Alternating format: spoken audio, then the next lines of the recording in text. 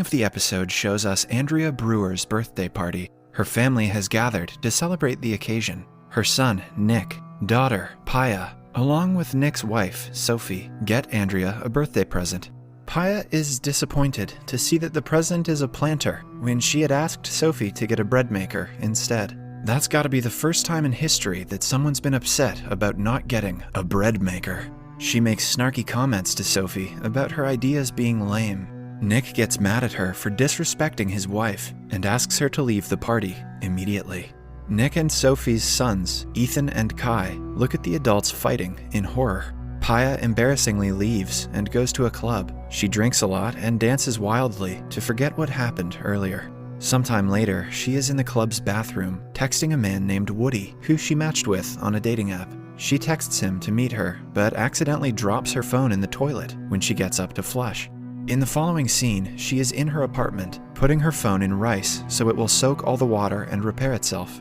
The next day, she drives to the hospital where she works as a nurse. She is assisting a patient as he shows her interesting videos online to keep himself distracted.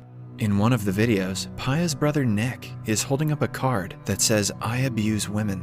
He then holds up a different card that says, "At 5 million views, I die." He appears to be beaten and scared, as if someone is making him hold the signs. Paya is shocked and doesn't know what's going on. She rushes to the hospital's phone to call Nick, but the call goes straight to voicemail. She then calls Nick's wife Sophie, but she doesn't pick up either. Paya freaks out and rushes to Nick's work. She then asks his coworker Matt about him. Matt claims that he hasn't seen him since the morning. Paya shows him the video, which worries Matt, so he asks his other coworker Dawn if she has seen Nick. The two find out that he missed his 8 o'clock meeting and hasn't been to work yet. Paya is now more worried than ever, so she rushes to the school where Sophie teaches. She barges inside, even when the guards warn her not to. Sophie gets rid of the guard and watches the video herself. She is as shocked as Paya to watch it. According to her, Nick left for work as usual in the morning, so the video makes no sense. The two then go to the police to file a missing report. On their way, the views in Nick's video reach 9,000 and proceed to increase rapidly. The case is handled by a police detective named Roshan Armiri. The detective asks them several questions about Nick and focuses on the part about him assaulting women. Sophie calmly answers all his questions, but Paya gets annoyed. She and Roshan seem to know each other, but do not act on the fact. Sophie gets a call from her older son Ethan and goes back home to her children. The boys are distressed to see the video of their father. Ethan is on his tablet trying to access the Find My Fam app, which might show where Nick is. However, the app cannot find his location because his phone is turned off. The video has reached 300,000 views in just a few hours, and everyone in the comments is calling Nick a monster. Sophie tells the kids to not watch the video anymore, and to not go to school for the time being. Paya returns to her apartment to see that her phone is finally working. She finds a voicemail from Nick, in which he apologizes for their fight the previous day, and says there are things he needs to talk about with her. Paya plays the voicemail on repeat while driving to her mother Andrea's house. She asks Andrea if she hasn't talked to Nick that day, but Andrea says she hasn't. Paya opts to not tell her about the situation, so she wouldn't worry. Just then, she gets a text from Sophie asking her to come to the police station immediately. There, the two find out that another video of Nick has been uploaded to the website. In this one, he holds a card that says, "I killed a woman." Since the case has turned to homicide, Detective Roshan's competitive colleague, Detective Zach DeLuca, is added to investigate the case. After watching the video, Paya immediately recognizes that the first two signs were in Nick's handwriting, while the third one is not. Luca believes that the video might be a confession and asks the women if Nick is known to be violent. An enraged Sophie tells him that Nick wouldn't hurt anyone, man or woman. Paya also retaliates, saying Nick is the victim and the detectives should do something before the video reaches 5 million views. When Sophie and Paya come out of the police station, Paya shows Sophie the voicemail she received and asks her if she should show it to the police. But Sophie wants to keep the mail on the down low because Nick sounds apologetic in it, which wouldn't help their case as the police already suspect him to be a murderer. As they talk, Sophie gets a call from a journalist who wants to interview her. The two get more nervous because of the call. The video now has over 1.5 million views. A nervous Paya goes to her computer genius friend, Vince, and asks him to somehow find Nick's location. Vince says that finding out Nick's location is beyond his reach, but he has created a subport where people from around the world are investigating Nick's case and helping to look for him. Paya doesn't believe that a mere website can find her brother, but appreciates the help anyway. After that, she makes her way to Nick's house and is approached by a reporter outside. Paya yells at her to stay out of the private property and goes inside. A disappointed Andrea confronts her for keeping Nick's disappearance from her. She apologizes and checks up on Nick's son Ethan, who seems to be calm and playing games at this time of crisis. When Paya goes back to her apartment, the video has made the news because of its popularity. Suddenly, her hacker friend Vince arrives with important information. The people in the subport have found out that the video was taken in a specific kind of delivery van by analyzing the symbols in the background. Paya thanks Vince and takes the proof to the police. They begin to look for the specific van through the traffic cameras while Paya waits outside, accompanied by Nick's coworker, Matt. After a while, she refreshes the website and sees that the views have reached 5 million. Just then, Roshan and the officers come outside, claiming that they have found the van. Everyone quickly rushes to the location with a SWAT team, only to find that the van is empty. They search around the area but find nothing. At last, the police conclude that Nick was not in the van when it was disposed of. Back at the police station, Luca assigns tasks to all the officers involved in the case, but excludes Roshan because he is not from the homicide department, and his services are no longer needed. When Roshan tries to retaliate, Luca asks him to accompany Sophie to her home. Outside her house, Sophie is mobbed by the reporters. Roshan escorts her inside to see that the house is being investigated for evidence. Several police officers spread around looking for any significant clue they can find. The kids ask Sophie if Nick has been found, and she assures them that he will be back soon. Just then, Luca arrives at the house and seizes all the family members' phones so that they can extract data that can potentially help them with the case. The family is skeptical about the procedure, saying that they are being treated as suspects.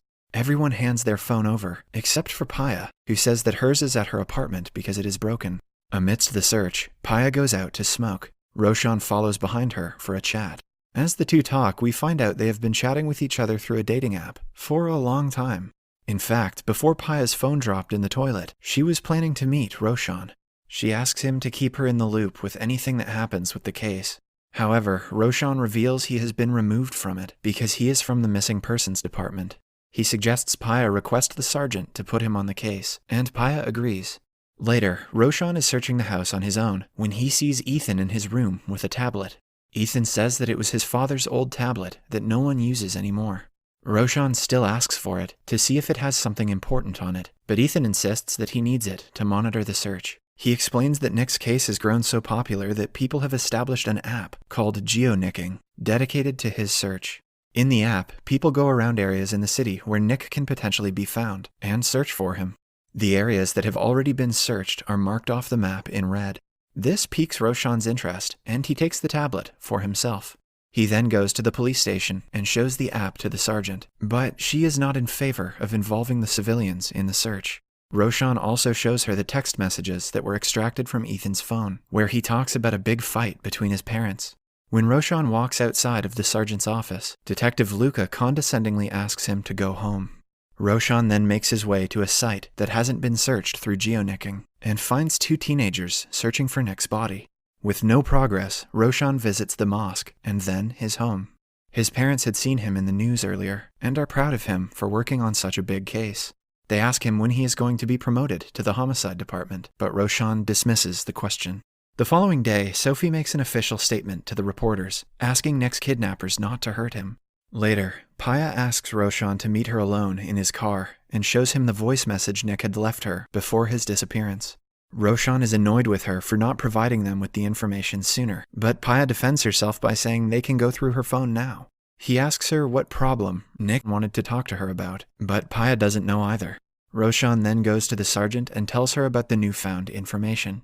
He also comes clean of his relationship with Paya before Nick's disappearance.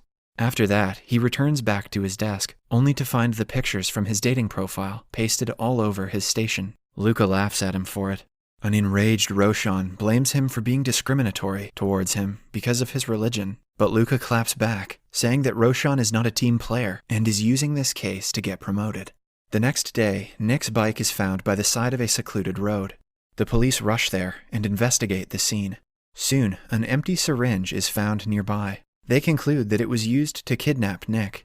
After the investigation, Roshan goes to Sophie's home and is received by her mother Ruby. He informs the family about Nick's bike being found and asks to speak to Sophie in private. He asks her about Nick's voicemail to Paya, to which she reveals about their fight the night prior. Then, Roshan inquires if Sophie and Nick were facing some marital issues before his disappearance. Sophie, unsettled by the question, claims that the status of their relationship has nothing to do with Nick's disappearance. Roshan gets suspicious and directly asks her if she knows where her husband is. Sophie looks at him in disbelief and asks him to get out of the house. Next, he goes to Paya's apartment to find her observing the geonicking app. He asks her about her fight with Nick, only to be dismissed. Eventually, she tells him that she and Nick are closer than most siblings, but he had been acting differently for the last few months.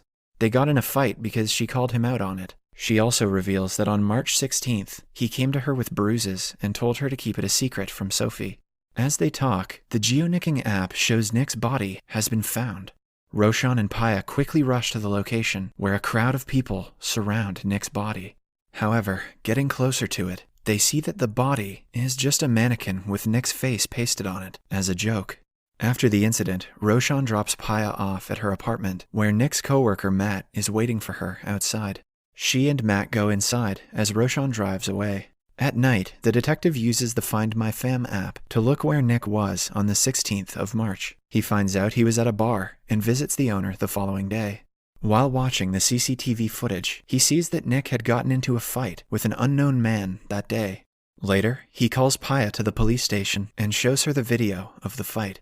Paya sighs in relief that they finally have a lead and thanks Roshan for working hard on the case.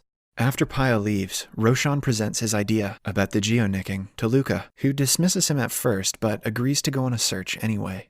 They reach the woods by an abandoned road, where Roshan finally finds Nick's decaying dead body in a nearby river. In the following scene, we see Roshan walk up to Paya in her apartment and inform her of the dead body being found. Even though Paya had anticipated this, she breaks down crying on the floor, mourning her brother's death. The next day, Roshan is welcomed into the police station with applause. The sergeant promotes him to the homicide department, and even Luca praises him for his good work. He then helps his coworker to go through Sophie's socials. While working, Roshan notices a picture of Sophie with a man who looks like the guy Nick got into a fight with at the bar. A surprised Roshan rechecks and confirms that it is the same man. In the following scene, we see Sophie at the police station. Roshan officially informs her of her husband's death. She freezes on hearing the news and asks the detective how he died. Luca reveals that he had head trauma, but the cause of death hasn't been confirmed yet. She sheds a single tear and asks them who was responsible. Luca then shows her the footage of Nick's fight with the man and asks Sophie if she knows him. To their surprise, she lies and says she doesn't. Then she is shown a picture of them together. So, Sophie finally admits that the man is her former colleague named Curtis Hamilton. She claims they are just friends and co-workers, but after her first lie, the detectives find it hard to believe. Later, she returns home and sits all of her family down. She finally reveals to the kids that their father is not returning home. All of them burst into tears, grieving Nick's death. Then, we see Paya at the police station, demanding Roshan to let her see her brother's body. However, she is not allowed to see him until the postmortem. Back in the house, Sophie tells her mother that she was asked about Curtis by the police. When she reveals that she referred to him as just a friend, her mother looks at her in disbelief. It is clear that something was going on between the two. Sophie cries, saying that if Curtis is the one who killed Nick, it will be her fault. As they talk, Paya arrives at the house, asking if she can sleep for the night. Sophie invites her but doesn't tell her anything about Curtis. Then, we are shown a flashback of Nick and Sophie's last wedding anniversary. They had a party that they enjoyed to the fullest, but by the end of it, Sophie received a text from Curtis that said he could not stop thinking about her. Sophie's demeanor changed after seeing the text. That night, she came clean about her 3-month affair with Curtis. Nick was furious at her. Back in the present day, Sophie sneaks out of the house and goes to see Curtis. He is shocked to see her, but invites her in. He acknowledges everything happening in Sophie's life and asks her if she is fine. Sophie instead asks him why he met Nick without telling her. Curtis replies that Nick messaged him out of the blue and asked him to meet at the bar. He wanted Curtis to tell him every detail of their relationship: who was interested first, when did they meet each other, and how many times they made love. He claims that by the end of the conversation, Nick attacked him, but Sophie is suspicious of him. As they talk, the police knock on his door and arrest Curtis. It turns out they had been following Sophie after she lied about her relationship earlier. Both Curtis and Sophie are then taken to the police station as suspects of Nick's murder.